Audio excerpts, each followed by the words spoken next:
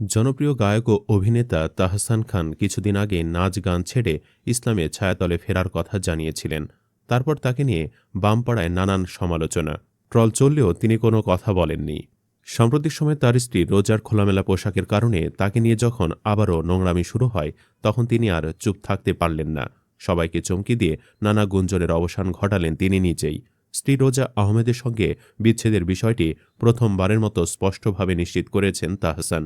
ব্যক্তিগত নানা প্রসঙ্গে তিনি প্রশ্নের উত্তর দিয়েছেন হোয়াটসঅ্যাপে। সম্প্রতি তাহসান ও রোজা আহমেদের বিবাহবার্ষিকী ১ বছর পূর্ণ হলেও দুজনকে একসঙ্গে দেখা যায়নি। এ নিয়ে সামাজিক যোগাযোগ মাধ্যম ও বিভিন্ন মহলে বিচ্ছেদের গুঞ্জন ছড়িয়ে পড়ে। এ বিষয়ে জানতে চাইলে তাহসান বলেন, আপাতত তিনি প্রকাশ্যে বিস্তারিত কিছু বলতে চান না।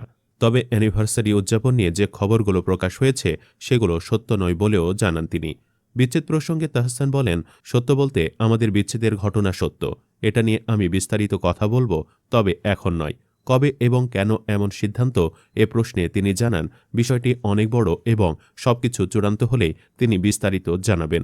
তাহসান আরও জানান, তারা বেশ কিছুদিন ধরে আলাদা আছেন। তার ভাষায়, গত বছরের সেপ্টেম্বর মাসে আমি অস্ট্রেলিয়া ট্যুরে আসি। সেই ট্যুরের আগেই আমরা আলাদা থাকার সিদ্ধান্ত নিয়েছিলাম। সে সময় থেকেই আমি ফেসবুক ও গান থেকে অনেকটাই দূরে রয়েছি। নিজের শারীরিক ও মানসিক অবস্থা নিয়েও খোলামেলা কথা বলেন এই শিল্পী। তাহসান বলেন, তিনি দীর্ঘদিন ধরেই শারীরিকভাবে ভালো নেই, তবে এর কারণ এখনই প্রকাশ্যে বলতে চান না। মানসিক অবস্থাও খুব একটা ভালো নয় বলে জানান তিনি। সে কারণেই ফোনে কথা না বলে হোয়াটসঅ্যাপে প্রশ্নের উত্তর দিতে স্বাচ্ছন্দ্য বোধ করেছেন। বর্তমান সময় কিভাবে কাটছে এমন প্রশ্নে তাহসান বলেন, তিনি একা একা ভ্রমণ করছেন। তার কথায়, ঘুরছি আর বই পড়েই সময় চলে যাচ্ছে। এই সময় বই আমার সবচেয়ে বড় সঙ্গী। শেষে তিনি সবার কাছে দোয়া চেয়ে বলেন, দোয়া করবেন যেন আমি এই কঠিন সময়টা দ্রুত পার করতে পারি। রোজা ইসলাম তাহসানের দ্বিতীয় স্ত্রী। ২০২৫ সালে ৪ জানুয়ারি মাত্র ৪ মাসের পরিচয়ে তাকে বিয়ে করেন তাহসান। রোজা পেশাদার মেকআপ আর্টিস্ট। ১ দশকেরও বেশি সময় ধরে বাংলাদেশ ও যুক্তরাষ্ট্রে ব্রাইডাল মেকআপ আর্টিস্ট হিসেবে কাজ করছেন এবং নিউ ইয়র্কে তার নিজস্ব একটি মেকআপ প্রতিষ্ঠান রয়েছে। এর আগে ২০০৬ সালের ৩ আগস্ট অভিনেত্রী রাফিয়াত রশিদ মিথিলার সঙ্গে বিবাহ বন্ধনে আবদ্ধ হন তাহসান খান। দীর্ঘ ১১ বছরের সেই সংসারের ইতি ঘটে ২০১৭ সালে। জানা যায়, রোজা আগে বিয়ে না করলেও গভীর প্রেমে জড়িত ছিলেন। প্রেমিককে ছ্যাঁকা দিয়ে সে তাহসানকে বিয়ে করেছিল। তবে এই সংসার আর টিকল না। সংসার না টিকলেও রোজা ভালোই আছে, তা তার সাম্প্রতিক চালচলনেই স্পষ্ট। এর আগে ২০ সেপ্টেম্বর মেলবোর্নে গাইতে মঞ্চে উঠেছিলেন তাহসান। গানের এক পর্যায়ে তিনি বলেন, এটাই আমার লাস্ট কনসার্ট। আস্তে আস্তে মিউজিক ক্যারিয়ারটাও গুটিয়ে ফেলব।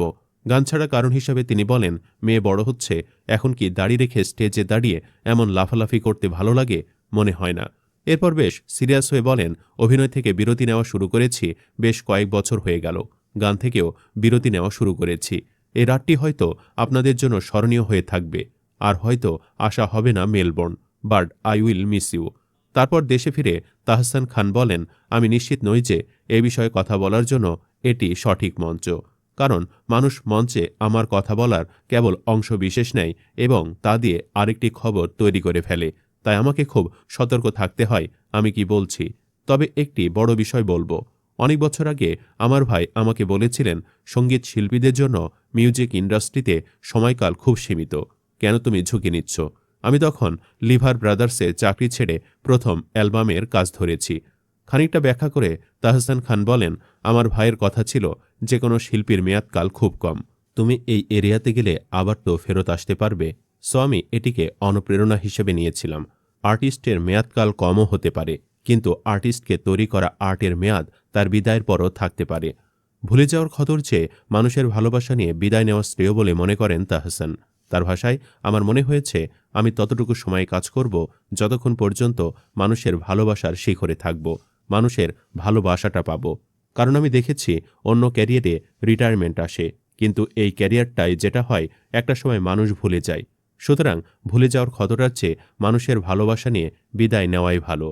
পরিশেষে দোয়া করি তাহসান যেন নিজের অতীতকে পেছনে ফেলে ও বর্তমানে নানান বিতর্ককে পাশ কাটিয়ে পরিপূর্ণভাবে ইসলামের ছায়াতলে আসতে পারেন। আমিন।